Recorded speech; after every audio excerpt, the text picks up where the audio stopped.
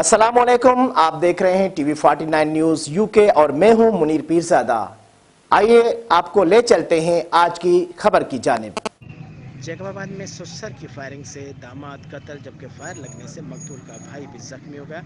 लाश और जख्मी शख्स को सिविल अस्पताल मुंतकिल कर दिया गया। इसी पर मजीद बता रहे हैं जैकबाबाद से हमारे ब्यूरो चीफ अतहर खान। बिल्कुल जैकाबाद के थाना सदर के इलाके बिटाई टाउन में ससुर तालिब पावर ने फायरिंग करके अपने दामाद लियाकत पावर को कत्ल कर दिया, जबकि फायर लगने से मकतूल का भाई करीम बख्श भी जख्मी हो गया।